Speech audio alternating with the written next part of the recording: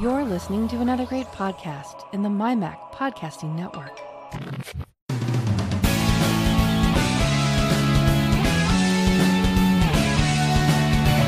News, views, security stories, technology, and all sorts of other related chit-chat that catches our attention. Welcome to the Essential Apple Podcast.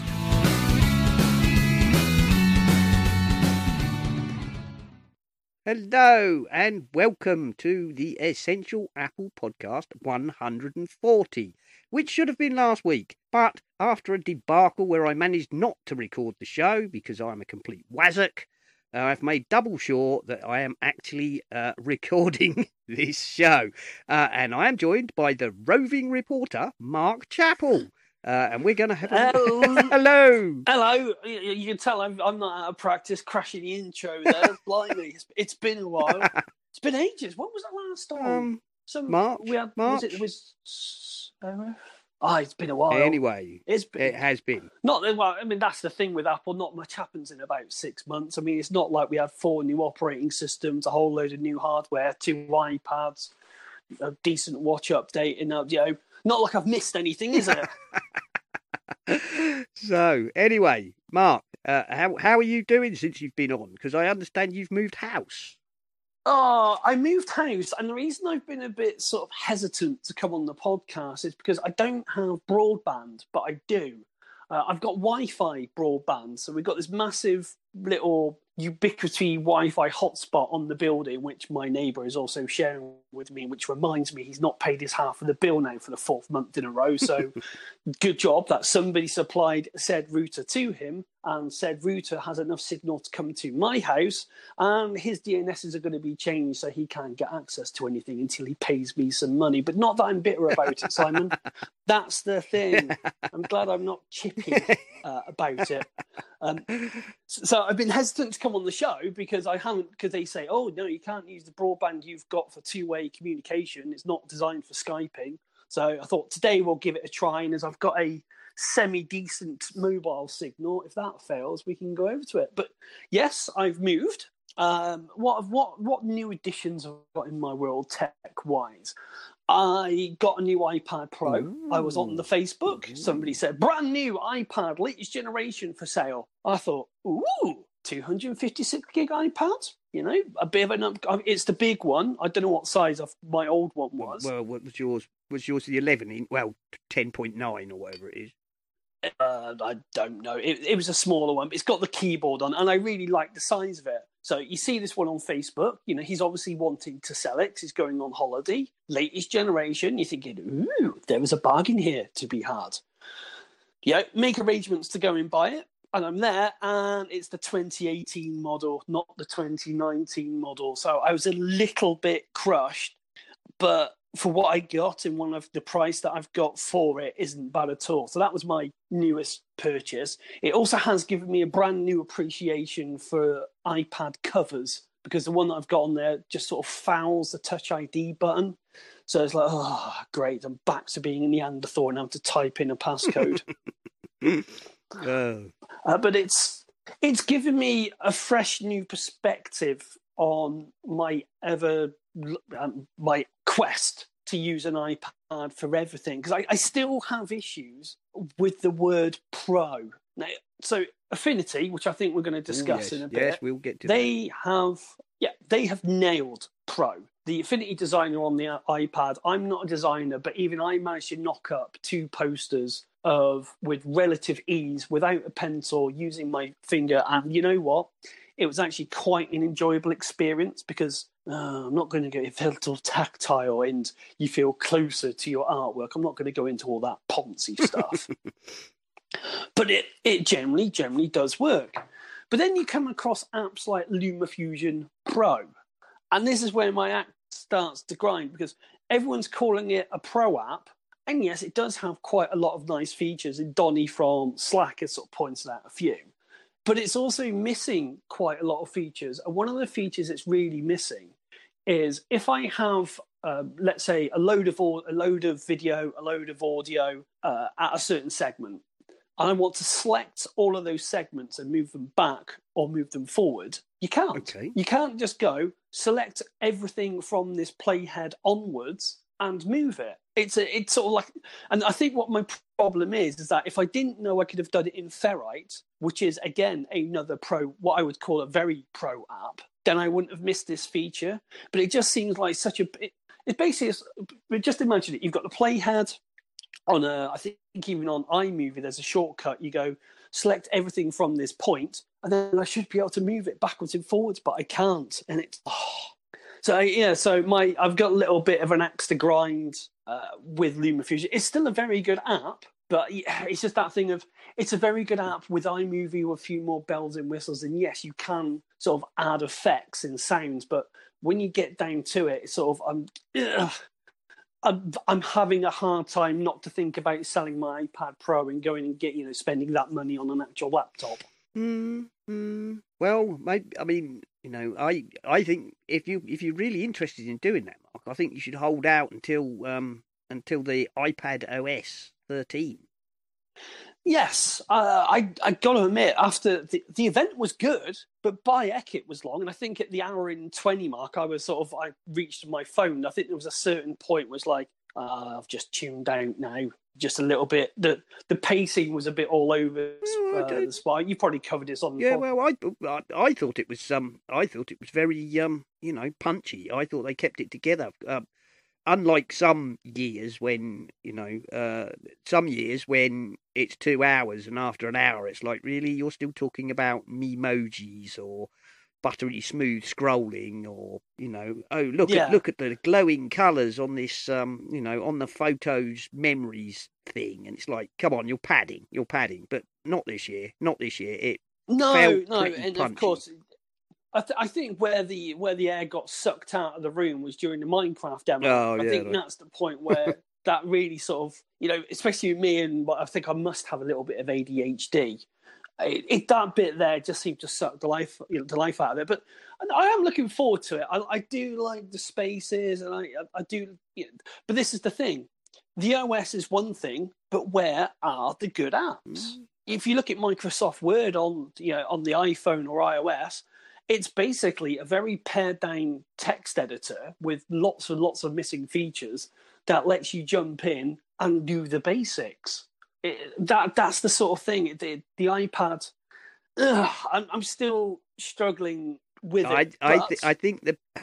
I mean, I'm not going to tell you how you should go about it, Mark, but I think that if you're going to go iPad only, you have to let go of the kind of idea that it's going to be like your iPad, like your MacBook. Yes, I see where you're coming from on that. Yes, and yeah, you're looking at Word and saying it's massively pared down, but we say it about all sorts of apps, that many apps contain so many features that only 1% of their users actually use.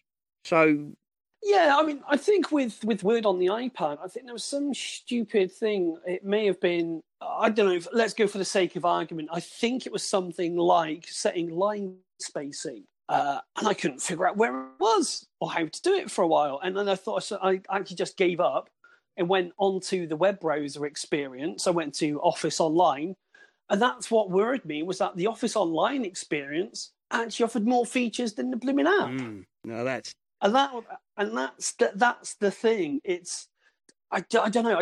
Again, brilliant, Ferrite, absolutely awesome. LumaFusion is okay, but then I'm struggling to find the marquee apps. And that's not to say it's not a brilliant device. It's got all this processing power, but you're just sort of still crying out.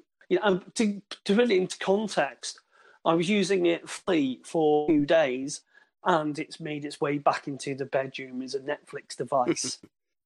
But I'm going to I think what I'm going to do, I'm going to persevere it. I might even do some Patreon exclusive content where I'm going to do it for 1 week. I'm going to ditch my iPad and go. But I've already cop out because I can't ditch my Mac fully because I've got a printer and I've got to share the printer from it. And it's a special label printer that I have to use for work. Now, granted, this is a little bit of a niche area, but I still have to use it. So I will have Macs turned on, but I'm sort of semi not allowed to use it, if that makes sense. Yeah, there's nothing wrong with that. I mean, I know what you're saying. You're trying to say, would it be possible for somebody to simply go out and buy an iPad and use it as basically their sole computing device? Yes. And I I think that you can do that. And yes, at the moment there are still hurdles. I think the iPad, OS 13 is going to help with that a lot, because you've got you proper would enjoy file it. management and the things like they've tightened the grid, and they've got the thing where you can pull the widgets out from the side and the. Yeah, but that's still the OS though. Where are the apps? Well, yeah. I think the iPad's brilliant if you didn't know better. And I think that's the best way I can sum it up. If I didn't know what I could do using the traditional setup. I don't know if you didn't know better is one way of looking at it, or if you could look at it along the lines of, if you didn't have some preconceived ideas from your last 25 years of computing experience. Yeah, but I would still make the argument. It's still, if you didn't know better, you wouldn't know that a lot of the apps are dumbed down, that they're sort of skeleton apps. Okay, I get what you're saying. I totally do, but I just think some of it is a matter of perception, and that an awful lot of apps in reality on the Mac are actually quite bloated. And unless you need some of those very specialist odds and ends, they are actually way more complicated than they need to be for most users. But again, you're right. But there is also the other side. Again, it's the dumbification of apps. Take a look at what they did with iMovie on the iPad. It went from being okay, and then they stripped it right back. And it's like little things with iMovie. You've got all these lovely presets, but I want to be able to, I don't know, let's go for something really odd and something really niche. Change your font. That's a niche thing to do. Things like being able to move the text. Again, that's quite a niche thing to do. So that they stripped it back and it looks nice, and I can see where what their intent is to show. We'll show you a little bit. We'll give some developers some ideas, and let's wait for the real power apps to come out. But at least now we're on the forefront of what's that thing by Adobe coming out for the iPad, or is it Lightroom's just come back out? Well, Lightroom has come to the iPad, although as I understand it, it's effectively their web experience. So I don't know if it's some sort of Electron type thing. Oh God! It's not. It's not getting particularly good reviews. It's not. It's the web-based thing. It's not the Lightroom Classic or whatever it was. So. Well, we can sort of jump here to one of your stories you've got. I think it's in the show notes. I've just powered on my Mac, my beloved. In fact, let's have a look at old trusty. Hang on, about this Mac. Oh God, I need an SSD. My 2011 iMac, 21.5 inch, beautiful little machine. Just a shame that the network card got fried in it on a lightning strike. So I'm just going to try and open Quip. But Google have stopped making tablets now. Yes. That was yes. Google have given up. Quite a lot of commentators have said that was almost guaranteed once they started making Chromebooks, and I think to some extent I agree with that. Let's face it, the tablet market, the Android tablet market, there is no real Android tablet market, because Android tablets just run Android phone apps. Yeah, I was in PC World. Don't judge me. I had to go. Oh, God, I felt so dirty going in there. It's soulless. It's absolutely soulless. I expect much from the shop. Anyways, and I went round and had a look at the tablets, and there was a couple by Huawei, whatever they're called. Huawei. And they're all right, but then you look at it and you have to buy one of these tablets. You got to wonder if Google have stopped making it because you've just got so many copies coming out, decimating the market. and you buy a tablet, that's it. You're basically screwed for getting any software updates in the event of a major problem. You got to think, did they pull out because the market's just so devalued, because it's absolutely trashed by the amount of cheap knockoff, under-spec'd, really slow tablets? Well, I mean, I think the whole Android tablet market it never really took off. There was a flurry, I think, when it first launched, when they started doing, when you could get a 7-inch, 8-inch tablet for sort of 25 quid. But people soon realised that they were effectively trash. Yeah, but you got to think, it's sort of those tablets should have cleaned up. I mean, everyone's going on about the price of the iPad, and Apple keep putting the price of the iPads up, and they keep selling more. The price of the Android ones come down, and it's for example, I'm looking for a tablet now, and all it needs is 3G, and to be fast and to be reliable. And I keep looking at Android tablets and just going, I know if I buy an Android tablet for, let's say, 100 quid, maybe I could get the Amazon one. All it needs to do is run some point of sale software. But there's just that thing of, I don't know. And so maybe I'm too much of the Apple fanboy here, and I should give it a chance. I think the only not iPad tablet that anybody with any experience would say is worth the money is one of the Amazon Fire tablets. True. And bear in mind then, but of course, that is not necessarily able to run any app you like. No, and then it's got its own store, isn't it? So, for example, can I run Square? So automatically, I've now got to go and find out from Square, would it run the Kindle Fire tablet doodah thingy? And it just becomes a lot of hassle. Again, it's sort of, I understand it's got a market and the geeks love it. I really, really do. But I'm sort of too old for this now. It's like, me want app. Me want to press install. Me want app to work. Me want app that doesn't want to go, this app wants access to all of your emails and your contacts and your telephone numbers. Why? It's a drawing app. Yeah. Why do you need to have all this information from me? I want to draw. But no, because I'm logging in, it wants to know everything. It's, there we go. I think I need to go and get my grumpy old man slippers on.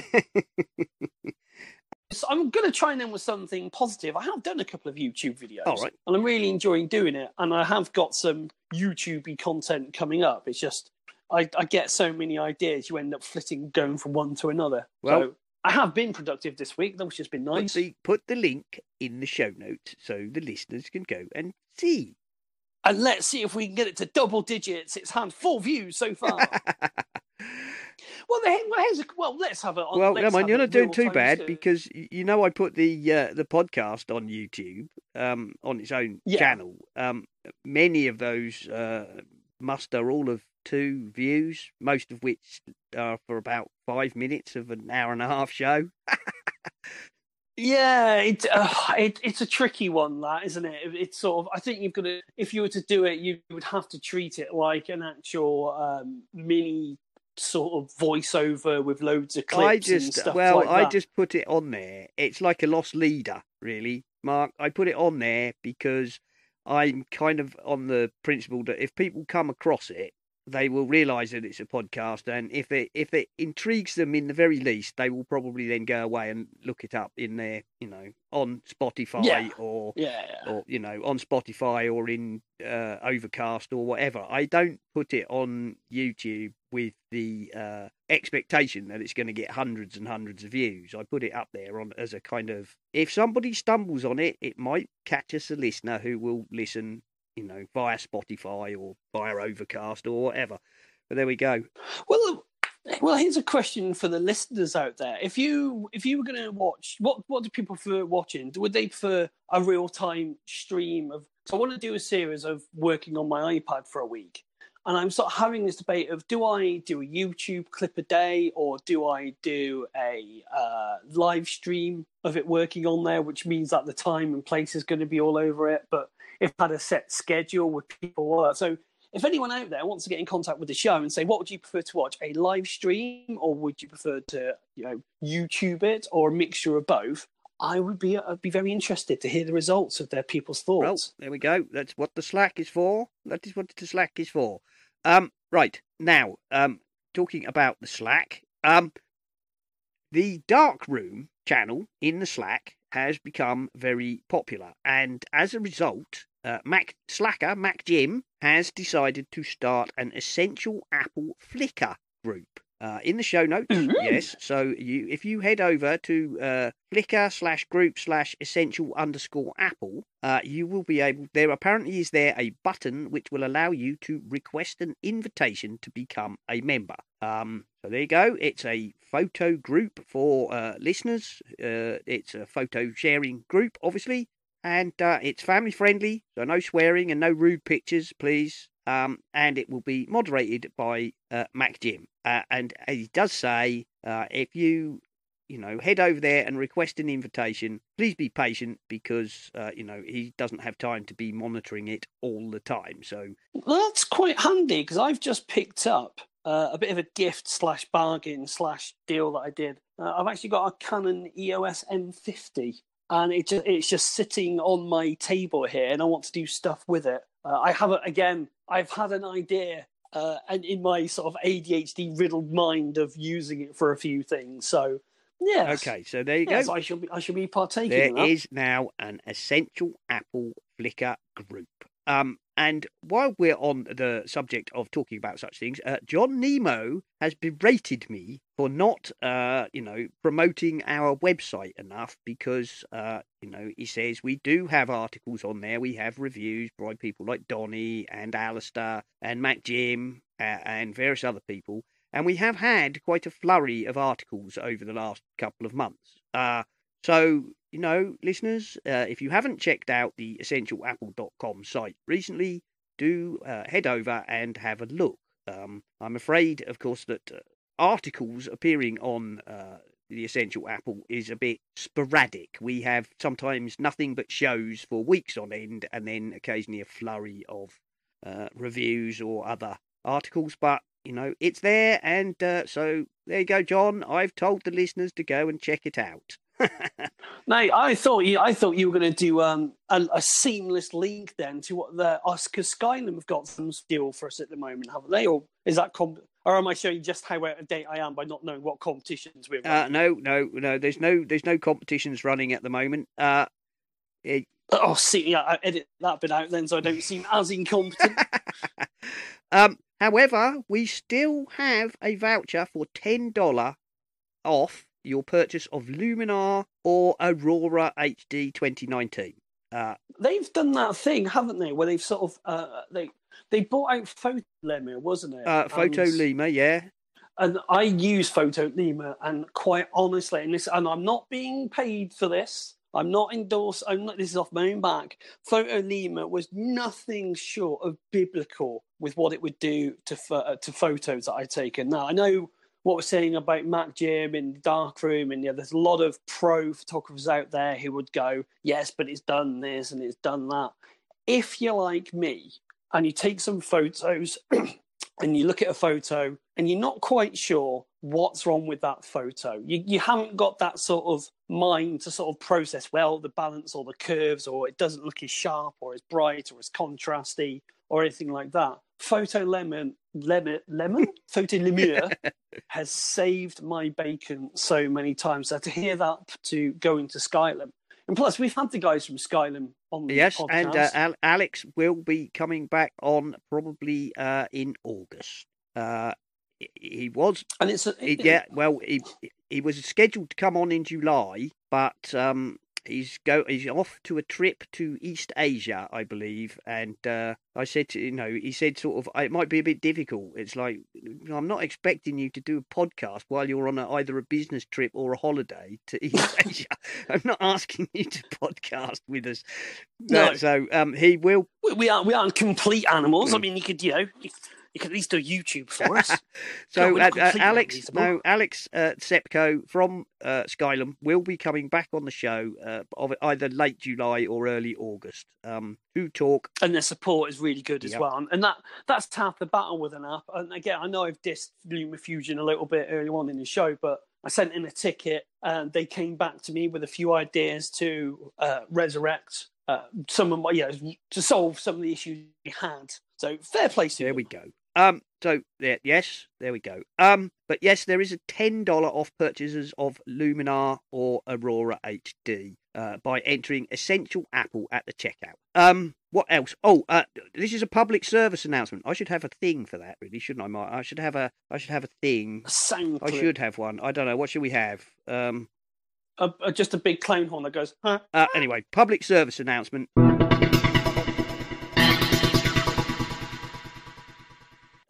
This one is kind of courtesy of Donny, because a friend of his did something which was really quite silly, and Donny told him to take it down immediately.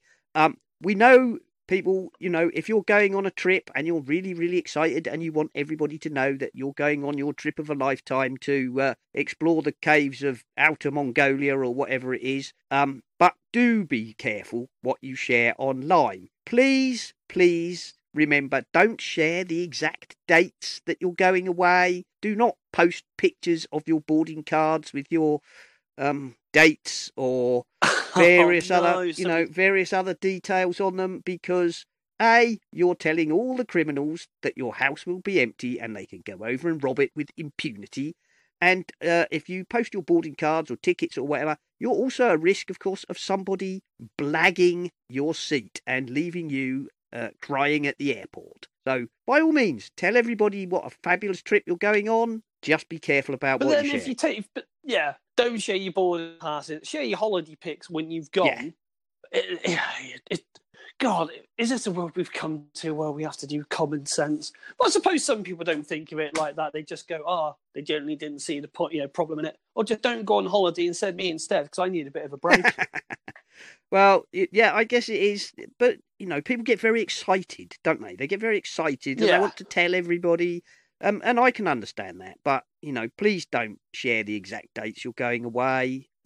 Preferably, really, even while you're on your holiday, don't share your pictures until you get back. If you make up a story that you've got, looking forward to so and so house sitting this weekend while we're away. Yeah, exactly.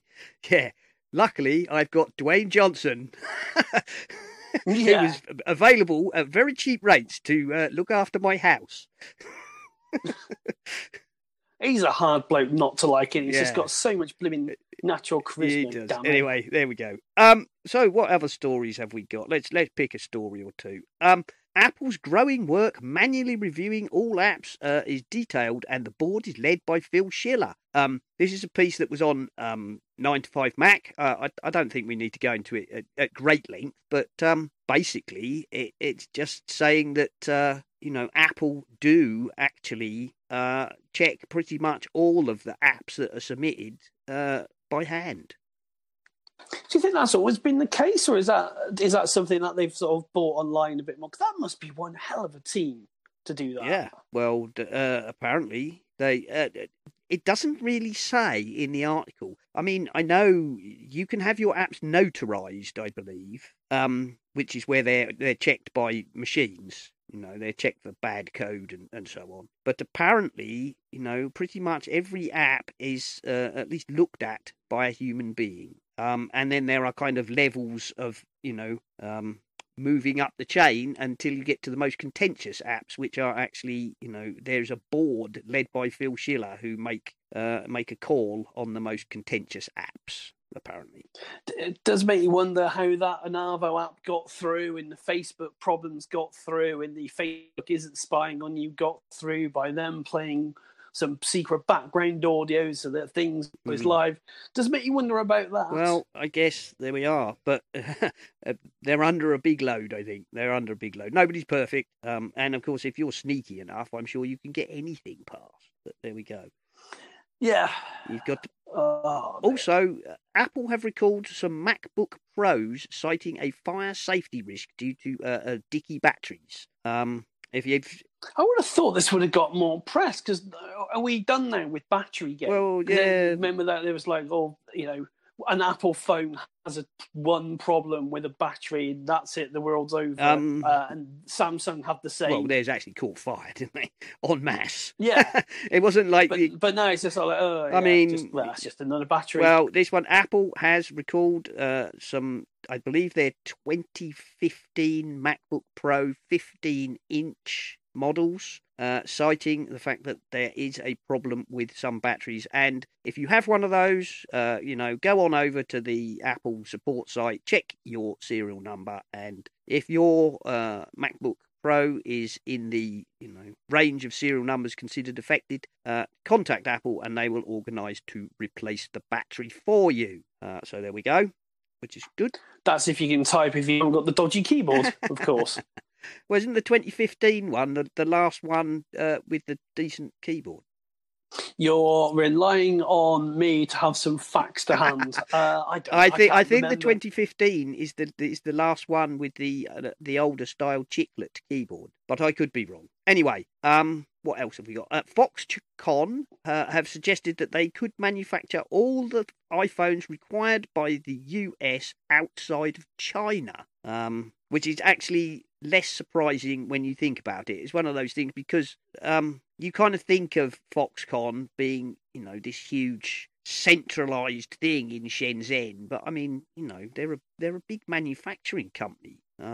Apparently, they say that 25% of their manufacturing capacity is outside of mainland China. And in the event of a trade war, they could manufacture all the iPhones required by the US outside of mainland China to avoid tariffs. And I assume from that they would then mean that they would produce iPhones for the rest of the world still in Shenzhen. That's an interesting one. It's sort of a bit of a strange statement to come out with, isn't it? It's sort of, it seems a very, what other stories have led up for them to be saying, we could do this if we had to. That seems to be a very preemptive move to something. I suspect it's very much a preemptive move. I think it's very much targeted at there is no point, imposing a load of trade tariffs on iPhones manufactured in China, because we will simply not manufacture them in China, Mr. Trump. Yeah, that sounds. Yeah, it's you can't. We have ways and means. To quote the. Oh, there's always a way and a mean, isn't it? It's and it's not like Apple haven't got I was going to say it's not like Apple don't have a healthy margin to up the price on them, but you know what would happen? It would go up in price again. Although at least they kept we're probably not too far away now from the new iPhones. Nope. That rumour train will be starting soon. Blimey. Man, how hasn't it? How out of date are you? People have already discarded rumours about the 2019 iPhones as boring and uninteresting, apart from the guaranteed ugly camera bump. And it's all about rumours about the 2020 iPhones, mate. Ming Chi Kuo is telling people what sizes the 2020 iPhones are going to be. Oh, I thought, he's back, is he? Yeah, he never went away, despite the fact that he said he was never going to prognosticate on Apple again. He's done nothing but since. Yeah. There we go. Interesting. Apple released a firmware security update for all of their discontinued Airport Express, Extreme, and Time Capsule base stations. No, I've got one of those. I'll have to do that. They said what security it's gonna be something major for them to look after the gear that they've somewhat abandoned years ago. What does it say? This one, the one I've got linked to, is 9 to 5. Apple's airport lineup has long been discontinued, but the company still supports the devices with software updates. Apple noted in the security update for 802.11n airport base stations, firmware update 7.8.1 improves the security of your base station and is recommended for all Wi-Fi base stations, including Airport Express, Airport Extreme, and the Airport Time Capsule. Update via the Airport Utility app. Oh, that's going to be handy, because as I say, I've got to lock my neighbour out of his Wi-Fi. I might as well do that at the same time. Oh, great. Great double bubble. I get to do 2 tech jobs for the price of one. The price of one. So there we go. There was that. Of course, the big... It is nice to see Apple look after their old discontinued hardware, and it just showed you that at the time they did come out with some very... I'm going to say very good networking stuff. Yes, it was overpriced, and yes, you could argue that the performance and it's not as tweakable. but it did the job, and it made the whole experience simple, which was, I still log in. I mean, you were kind enough to send me a modem a couple of years ago, and that whole logging process was just so user unfriendly. And Apple did what Apple does; it made it simple. So it's nice. It's nice to see that now finally places have caught up. But then you go and buy a modem from British Telecom. Sorry, or as in the case with a client of mine that I'm looking after, he's got a modem from British Telecom, and it's locked off. You can use it with BT. And it's like, oh, good God, what a pain in the ass that was. Yeah, a friend of mine had a problem with their Wi-Fi router modem thing that was supplied by PlusNet, and I went and fiddled with it, and it's a cheap Chinese Wi-Fi modem router. The trouble with it is, when it didn't want to work, when you log into the user, interface, it's not unpleasant, but it's basically got easy setup, and that's your lot. And if that doesn't work, you're basically stuffed. So there is an advanced setting there. I lost you, Mark.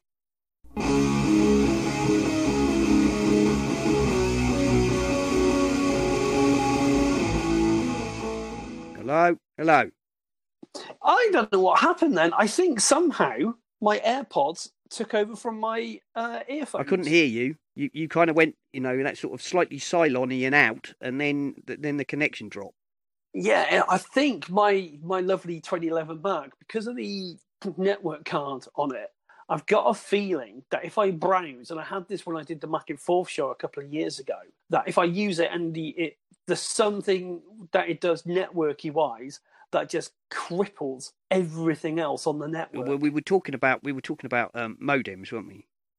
Yes, the PlusNet modem. There is a way to get into the advanced settings on a PlusNet modem. There is. But again, that's very, very limited. It's very simple. It might be quote unquote advanced, but by most modem standards, that's actually it's a very restricted set of options. So in the end, I just went on Amazon, bought a TP-Link one for like £9.99, and fixed the problem that way.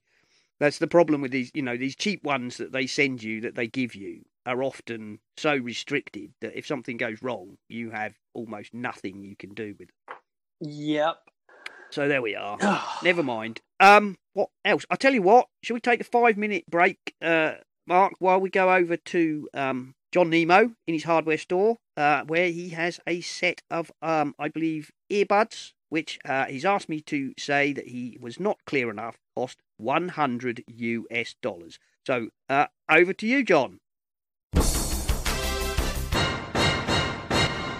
I'm getting ready to go on vacation or holiday this weekend, and the one thing you always want to do on vacation or holiday is to cut down on the size and the weight and the bulk of your technology. It helps you stay married if you have a spouse or a loved one, and it keeps you sane because you don't have cartloads and duffel bags full of technology gear.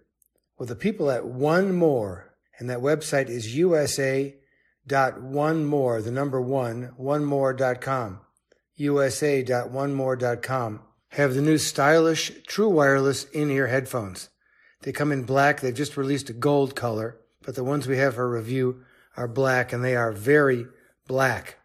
These are the type of in-ear headphones or earbuds that have no cable or wire connecting them to your iPhone, your iPad, your iPod, your computer, or to one another. Each unit is separate from the other one, so you can use them individual or left or right, or you can combine them and use them stereo. The voice quality when you're making a phone call or a Skype or a FaceTime is very good. The audio quality is also very good. They are very bright. They have a crisp, bright, powerful sound with hefty bass and a brilliant mid-range and treble.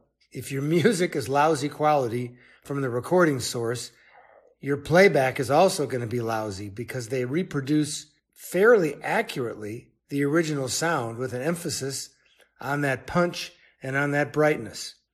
The first thing when you get them is to find the best fitting earpiece, the rubber ear tip. My ear canal is not particularly large, but I ended up using the largest of the included earpieces, and I got a very nice, snug fit. It's hard to see the L and the R, the left and the right, on the black units, black on black. So put a little bit of nail polish or a piece of tape or something on them so you can know which one is which. Once you figure out how to fit them, they're quite comfortable. There's a little loop on the back to help you put them in or take them out. Good battery life, charges up quickly, truly wireless, meaning there is no wire at all aside from the USB micro charging cable that you use to charge them up. Bluetooth quality is terrific. They pair quickly, a good long range. You could be fairly far away, a decent distance through walls and doors and line of sight from your phone or your iPad, whatever you're playing back from. Well constructed. We've been recommending and using products from One More ever since they came out. And it just so happens that their earbuds, their quadruple driver, the quads, are my personal favorite wired, cabled in-ear headphones ever. So those are the ones that I take on the plane and the ones that I use personally. So I have a strong connection and a strong personal rating and recommendation for USA.onemore.com. They have many other products, including some traditional headphones that actually go on your head. That's not what this is about. These are minimalist. They're small. They come in a black charging egg. You charge up the egg, and then the egg charges up the headphones multiple times. The One More stylish, true wireless in-ear headphones. So I will be taking this on a trip, and I expect them to be very good. I've been playing. Oh, this is the other thing. You've got to play them for several hours without listening to them. Just put them in a drawer, put them on Bluetooth, and let them play at a pretty loud volume. That conditions the speaker drivers in the headphones themselves. It brings out and ripens and improves the overall sound. Because my two complaints were they didn't fit right, and I took care of that by going to the largest rubber ear tip. And they didn't sound as good as I expected from One More, and I cured that by playing them all afternoon today in a drawer, and I wasn't listening to them at all. So when I did put them on, the sound had become much more powerful. Look these up, read some other reviews. Terrific value at $99. Don't drop them. Don't give them to the cat or the dog. Don't bake them into the pizza. Take very good care of them, but they are black. And you might want to have a look at the gold ones, which have just been announced today, because they're going to be easier to see and easier to find. But the black ones are dark. Keep that in mind. But aside from that, terrific product, and congratulations to USA.onemore.com for coming up with a strong Nemo's hardware recommendation for true wireless in-ear headphones. Back next week. Thank you, John. And as I mentioned, those earbuds are $100 US. Which, compared to the Apple ones, doesn't seem too bad. Because just off the show, just during the ad break there, we were talking about the Apple wireless AirPods and my woes of the battery dying, and it's sort of, okay, £159 for a new set of headphones, but I've had them for a couple of years and the battery's dying on them, but it's that thing of I really like them and they're seamless, but trying to save a bit of money, but then I know they're not going to have the W1 chip in it, and it's not going to be seamless, but they look good for the money. It's that, it's a first world dilemma of the biggest proportion. Isn't it just? Right. Well, the big story this week is, of course, Serif. Serif launched their InDesign competitor, Affinity Publisher, which is the third leg of the tripod of their suite, having started with Affinity Designer and then Affinity Photo. They have, released Affinity Publisher. Now, Affinity Publisher's been in beta for about 9 months. I was on the beta. It's a very good app, really well up there. Definitely, on a par with InDesign. There's a couple of things where InDesign probably still has the edge, but, InDesign's 15 years old now? Is there anything that you couldn't work around without a great deal of effort? No. It does not, it's not lacking in any feature that would cause me a great deal of grief. I mean, InDesign has a couple of natty tricks you can do with columns of text, where you can select a subhead and make it span across more than one column, or you can choose a section of text in a column and subdivide that in within that column, which is really natty and really clever. And I don't think Publisher can match that yet, but that is not something that you need every single day. And even if you want to do that, there are plenty of ways to do that without that functionality. You just have to do it the old-fashioned way. Anyway, so they released Affinity Publisher, and they had a short 30-odd minute. I think it ran to 35 minutes, but the content is actually 30 minutes in the middle. A keynote, link in the show notes, people, if you haven't seen it, where Ashley from Serif introduced the Affinity Publisher and what it can do. Now, obviously, I was aware of what it could do, having been on the beta, but they did release, they announced that there are 3 buttons in the top corner of the UI, right, which were greyed out during the beta. And he said, we are now going to activate those. And this is the surprise. This is a new technology we've developed called Studio Link. And that means that if you're working on something inside Affinity Publisher and you want to make an edit to a photograph, for example, you simply press the photo persona button and it brings in all of the photo editing tools from Affinity Photo, assuming you have it, of course. You have to have all the apps for this to work, which is amazing. It literally imports all of the photo editing tools, which allows you to make all the edits you want on that photograph without leaving Publisher in a non-destructive manner, so it doesn't affect the original photo. And then when you're done, you simply click back to your, Publisher persona and carry on with your layout. And the same for Designer. So if you have a vector graphic in there which you need to modify in some way, you do the same thing. It just totally blew the doors off, Mark.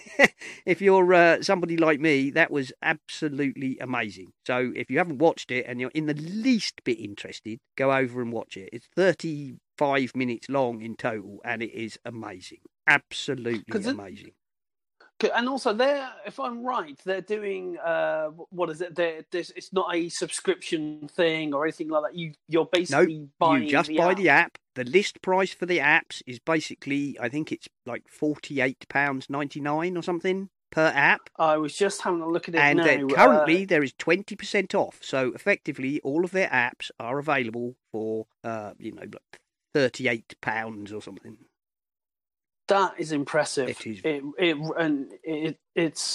It is really impressive. Again, I know we've had them on the show, and I'm no artist or anything like that. But even I've been able, with my limited knowledge, to do some creations. And I think when they were on the show, it just shows. They sweat the small stuff, like highlighting things. The circle is always in the right area. Yeah, I mean Right, I mean, I am, that is what I do, day in, day out. I work with InDesign and Adobe Illustrator, and I haven't explored Designer yet much, so I'm not sure how that compares to Adobe Illustrator, but Donny tells me he's used it, and it is the most, Adobe Illustrator-like competitor he's ever used.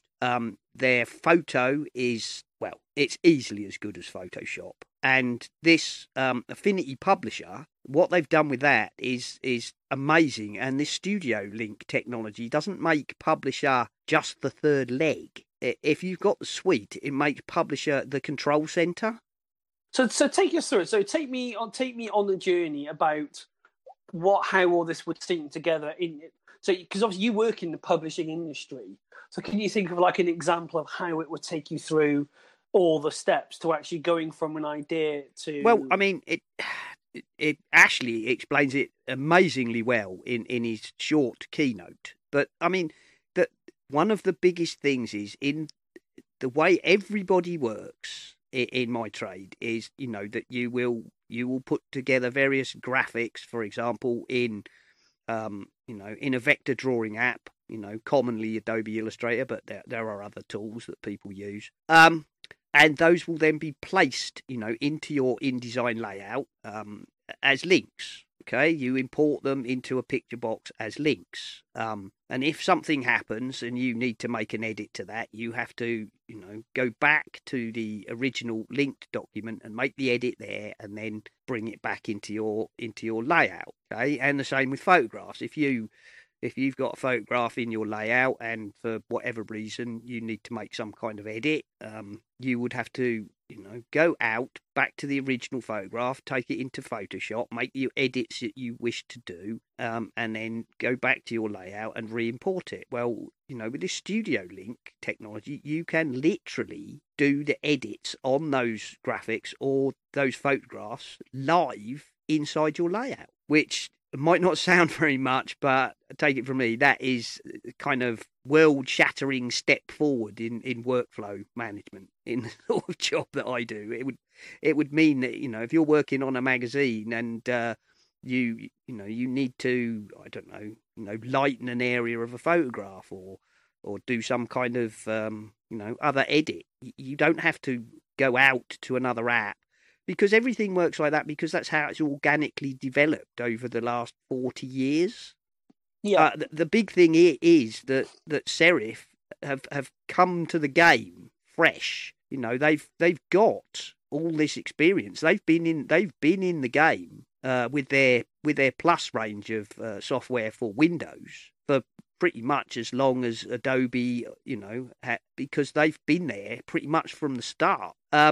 But their stuff was Windows only. But as he said in the keynote, some of his devs came to him and said, we want to build a new suite, a full pro quality suite from the ground up, accessing all the modern technologies, using Metal, using AI, basically using all the available modern technologies. And we want to develop this from the ground up with the view to it being one coherent model, which is why, as they've pointed out on more than one occasion, all of their apps actually use the same file format. If you look at the files in the Finder, they'll be marked as Affinity Publisher or Affinity Designer or Affinity Photo. But as he said, that's merely to allow File Explorer or the Finder on the Mac to know which app those files should be launched into by default. Yeah. But if you were to drag one of those files into one of the other apps, they would still open because they're all actually the same file format underneath. Okay. So that does sound impressive, because I think everyone's been giving Adobe a bit of a time recently because they've upped the cost of their software, haven't they? Or were they experimenting? Well, just changed it. They've done various things. The story that was put about, and we even commented on, was there was this story that they were increasing the cost of the basic photographer package, which gets you Lightroom and Photoshop, which I think gets you, I think it's about £10 a month UK. But what they were doing was they were touting a £20 a month version of the same deal, but that included much more cloud storage. And they hadn't actually taken away the basic plan, but they kind of hidden it away a bit. Yeah, it was. But that's not the point. I mean, the biggest point is really that Adobe I think they are losing sight of anybody who is not a big corporate user. No, they have. But then, yeah, that's my view. That they are, that they're not interested in small companies like the one I work for. They're not interested in hobbyists or individual users in the least. And that is quite ironic, because that was the attitude of Quark Express, which allowed Adobe to bring in InDesign and market it, very aggressively, and undercut Quark's industry dominance. They were knocked off the top of the hill because they were complacent and arrogant. And I think Adobe are falling into their own trap. And I think that people like Serif could well dethrone, to some extent, Adobe, because I have to say this. If you're looking at these apps and they're £50, right, and that is nothing. I can assure you, in the professional world, that is nothing. And these apps genuinely are as good as the Creative Cloud apps. They are true pro level apps. This is not a sort of semi-pro, good enough for most people, but not good enough for real professionals. That is not what this is. This is real, up there, Quark Express, InDesign, Photoshop quality product. It's just that they're selling it ludicrously cheap. How they can give it away almost, I don't know. But I guess they're working on the principle that if they sell it cheaply, they can get, they can achieve a massive market share. Yeah, and it's not as if they don't push out any updates either. They are regular with the updates. Oh well, as well as launching Publisher, the other two apps were upgraded to version 1.7 with a load of enhancements and speed improvements and all sorts. So yeah, this stuff is very, very good. And I think what I like about them as well, they come across as a company you want to like. It's that very. I know we've had them on the show, but the way that they present the software, they've spoken to us, and let's face it, we're a fairly small podcast, but they really take the time to, and I am going to use a horrible management word, engage. They do. With people. Very much so. And as I say, the keynote, the 35-minute keynote, well worth watching. And I am reaching out to see if I can get Ashley to come back on the show. But obviously, after a massive release like this, I'm pretty sure everybody in the world is going to want to speak to him. So we might have to wait a while until he's free. In the world of our Slack room, then, I know we've got a few people who like the Adobe apps and all that sort of stuff. What's been their sort of feedback? Is anyone saying, right, that's it, this is all I need to know to make the jump from Adobe? Yeah, quite a lot. I mean, I have, got my hands on the full suite of Affinity products for my own personal use at home, because I no longer have easy access to the Creative Cloud via work, because all of our seats licenses are now used up at work. So yeah, I mean. So if we just touch on that, then you don't take any work home. Have you ever tried to sort of take some of your more complex stuff from Adobe and put it into Affinity? No, not yet. You have to. One thing I will point out is that on my 13-inch MacBook Pro screen, that is pretty cramped for a product like Publisher. All right, or InDesign. It's very, very cramped. But it's workable. I have done stuff, and I have started working. I have started switching over to producing the show art, for the website in Affinity. So Affinity Photo and Publisher and whatnot. So yeah, and I have not yet.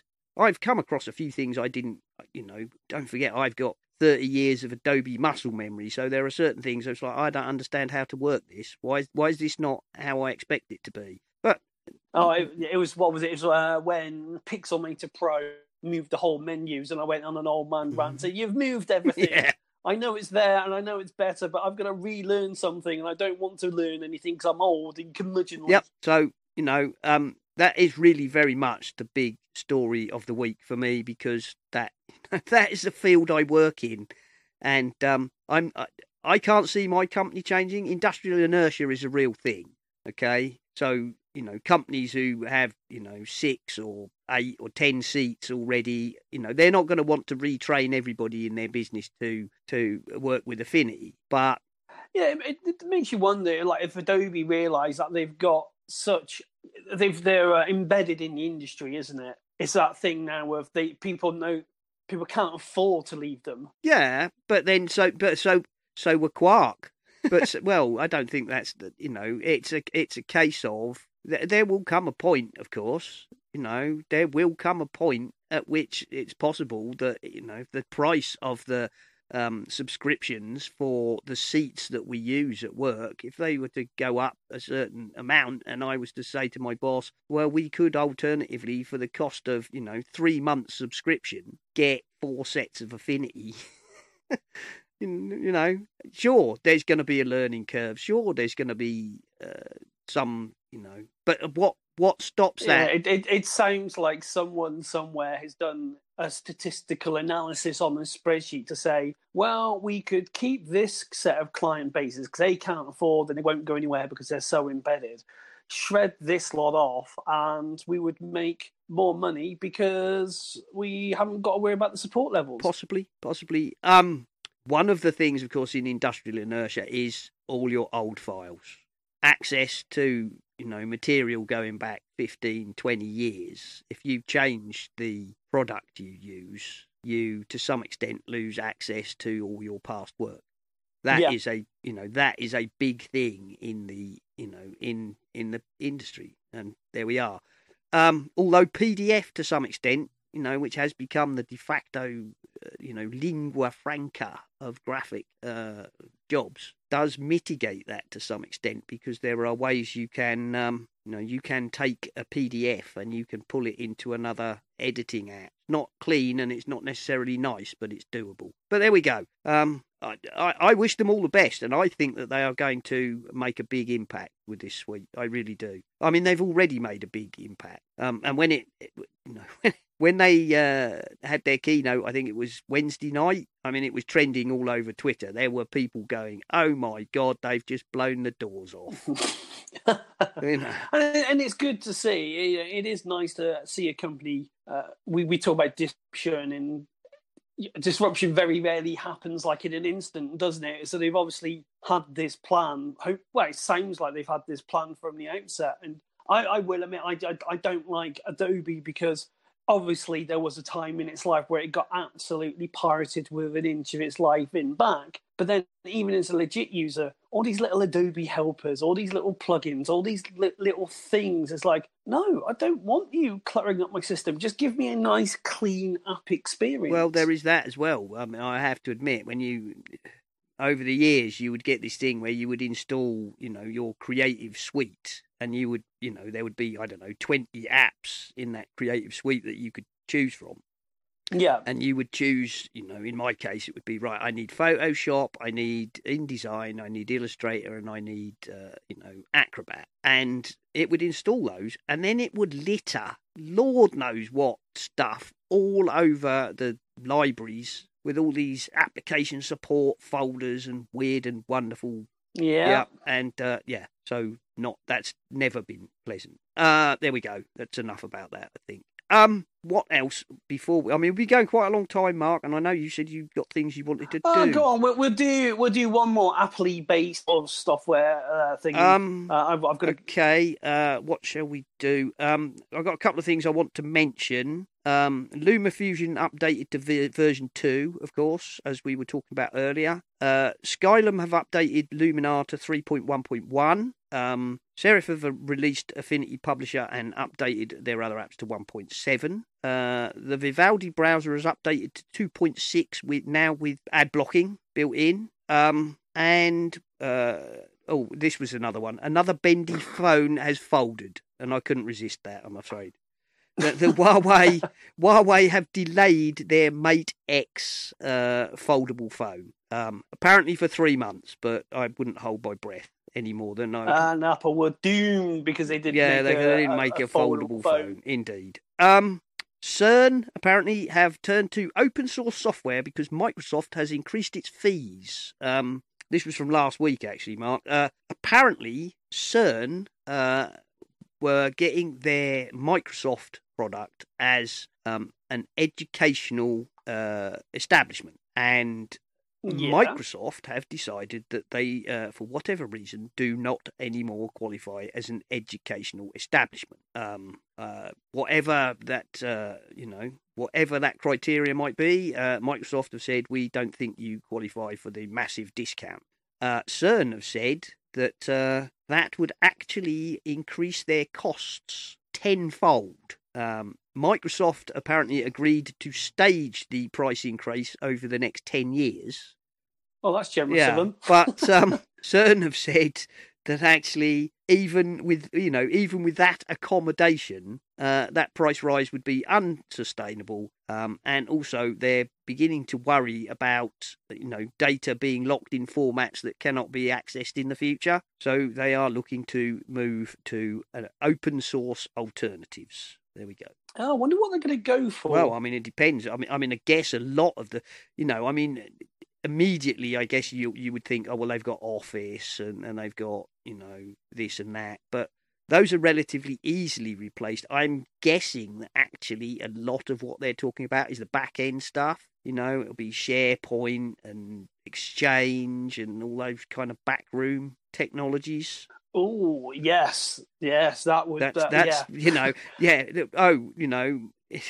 Microsoft want to charge us 10 times as much to use Microsoft Office. That's not really a problem, is it? You just go to any other Office suite of your choice.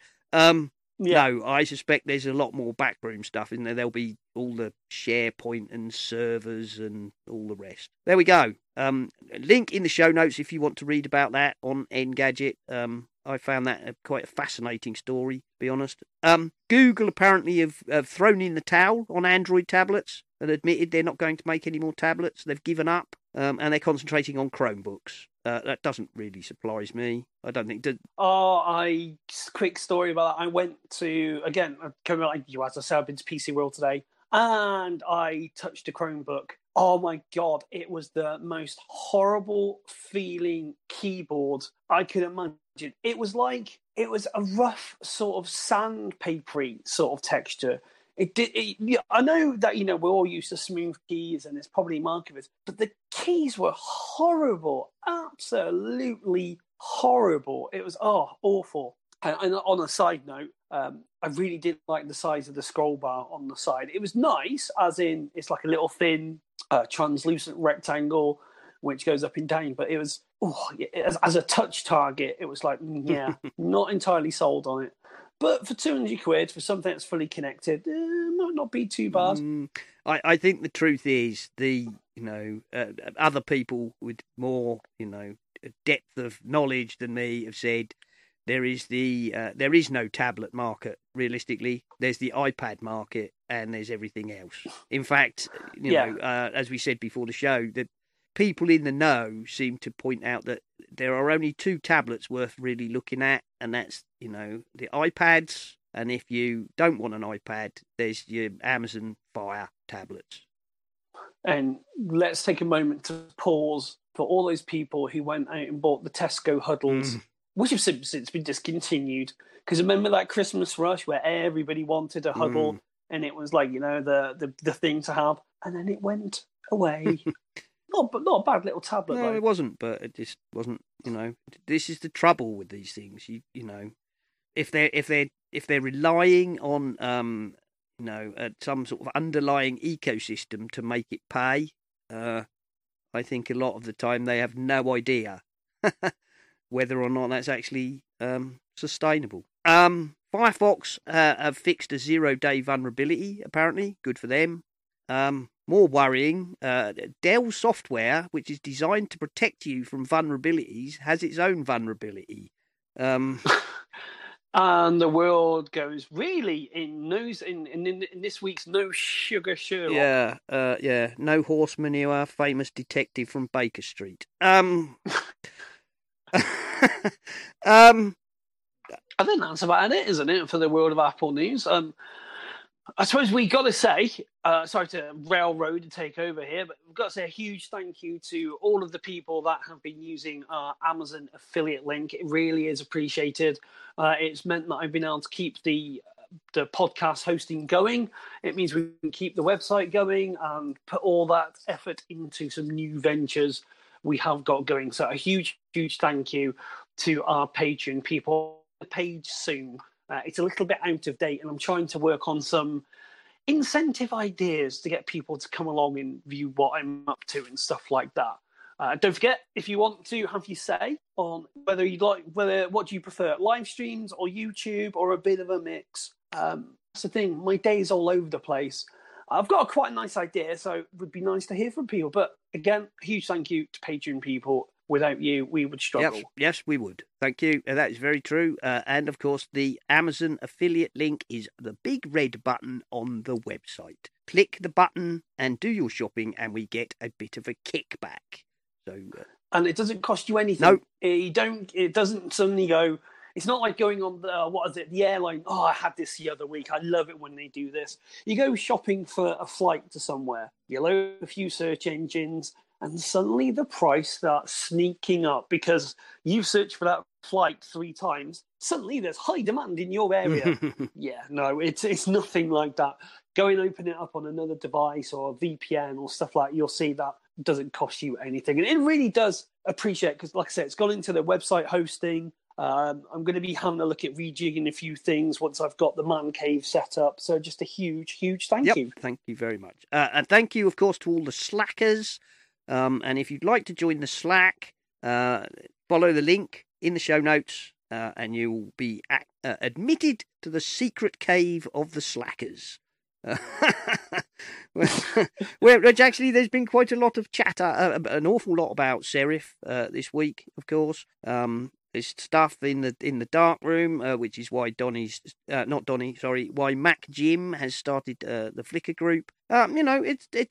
It's not a huge community, but it is quite active. So if you would like to join us there, feel free. And we've also got some big names there. We've got what's his name? The iOS app developer. Well, we've got some big names and I can't remember it. Oh, God, well, we have Weihan Eng. We have various other people who drop in from time to time. And then of course, obviously, there's me and there's Donny and there's there's Nick and sometimes Mark and various people. And there we go. So I think, Mark, that's probably about enough, isn't it? Yeah, that'll do. I'm going to go in and have a beer and have a steak kidney pie with some vegetables. Well, I'm going to put a joint of beef in the oven. And that's probably the worst out we've ever had. And I'm going to go and cook a steak and kidney pudding.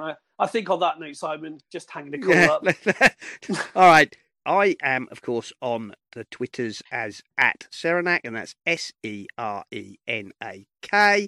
The show is @Essential Apple. All the stuff is, of course, on essentialapple.com. And that's about it. Thank you to everybody who supports us in any way whatsoever. Thank you to all the slackers. And I think we'll say goodbye now, and we'll be back next week. So until next week, goodbye, everybody. Ta-da!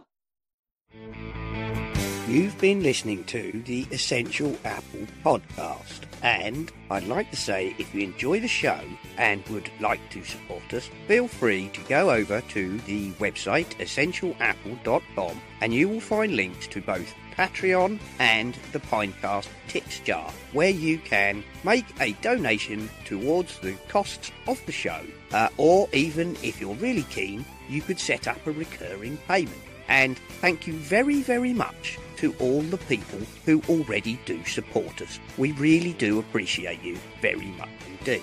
This show is, of course, part of the My Mac podcasting network, where you can find a variety of other shows like the My Mac podcast with Guy and Gaz, the G-Men, Tech Fan with Tim and David, the Nintendo Club podcast, the geekiest show ever, the Three Geeky Ladies, Bart Bouchots and his wonderful Let's Talk Apple, and possibly some more that I've forgotten. So why not go over to mymac.com, take a look at the available podcasts, and take a listen. Hey, podcast fans. If you like listening to tech podcasts, check out the Three Geeky Ladies. Elisa, Suze, and Vicky provide a female perspective on Apple and other tech products. You can find the podcast on iTunes and their website, www.3geekyladies.com, with the number 3 spelled out. Happy listening.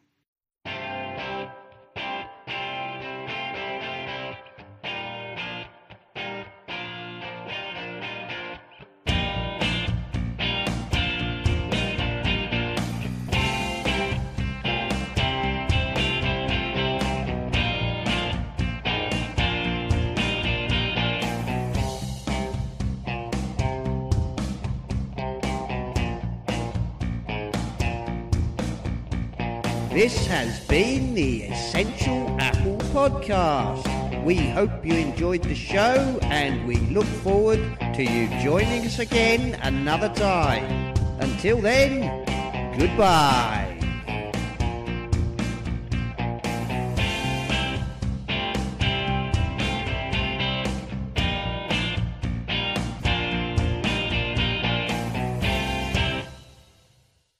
Headphones are becoming a bit of an interesting topic for me because I have noticed the battery life on my AirPods has now significantly decreased. Lots of people are complaining about that. You know, they're now sort of 2 years old, and people are saying they can only get 45 minutes out of them. Yep, sounds about John right. Gigi said that about his. He said, they've reached the point where I have to have like one in the charging case and one in my ear, and then constantly, after 45 minutes, swap them over. Exactly what I'm having to do. And you sort of think, well, okay, 2 years isn't bad. I mean, yes, it's a lot of money, but it's the money versus looking at the actual technology involved, because that battery's got to be tiny. Absolutely tiny in there. But what makes it frustrating is the fact that when they're working well, it's bliss. It's absolutely fantastic. You just pop them in, away you go, get to the destination. But there's nothing worse than hearing that awful doom doom doom sound. And it's not even a pleasant sound. It really does remind me of back in my childhood when you had cassette tapes. By the way, a side note, went to PC World with my friend, his kid, his 7-year-old kid. I went, do you know what this is? And he goes, it's a music thing.